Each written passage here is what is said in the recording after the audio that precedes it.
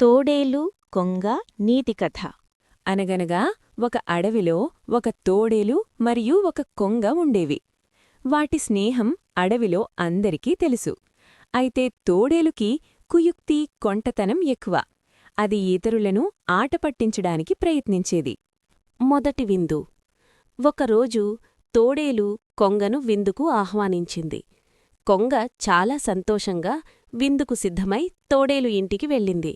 స్నేహితురాలా, నీకోసం ప్రత్యేకంగా రుచికరమైన సూప్ తయారుచేశాను, తినిచూడు.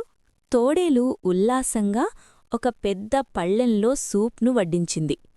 కొంగ పళ్ళెంలో సూప్ చూడగానే ఆశ్చర్యపోయింది. దాని పొడవైన ముక్కుతో సూప్ను తాకడం కూడా కష్టంగా ఉంది.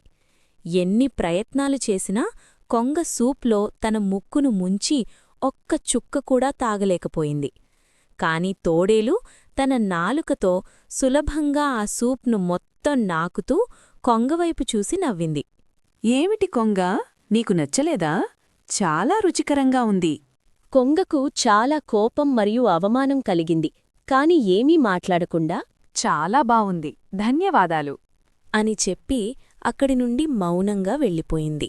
కొంగ వెంటనే తోడేలుకు తగిన గుణపాఠం చెప్పాలనుకుంది. అందుకే కొద్ది రోజుల తరువాత కొంగ తోడేలును విందుకు ఆహ్వానించింది. తోడేలు సంతోషంగా ఒప్పుకుంది. మిత్రమా, మా ఇంటికిరా, నీకోసం మంచి ఆహారాన్ని సిద్ధం చేస్తాను. తోడేలు ఆశగా కొంగ ఇంటికి వెళ్ళింది. కొంగ ఈసారి తోడేలుకు పలుచట్టి పొడవైన మెడ ఉన్న కూజాలో రుచికరమైన చేపల కూరను వడ్డించింది. కూజా మెడ చాలా సన్నగా ఉండటం వలన తోడేలు ముఖం కూజాలోకి దూరే అవకాశం లేకుండా పోయింది. అది ఎంత ప్రయత్నించినా కూజా అంచువరకు మాత్రమే వెళ్లగలిగింది.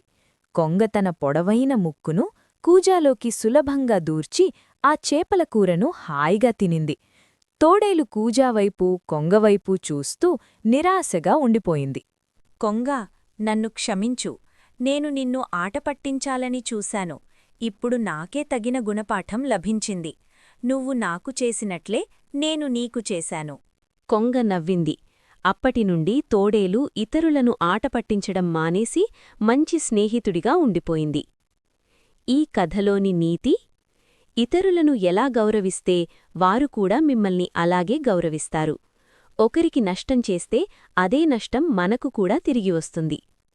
As you so, so shawl you reap అంటే పగ సాధించేటప్పుడు జాగ్రత్తగా ఉండు, నీకు కూడా నష్టం వాటిల్లవచ్చు.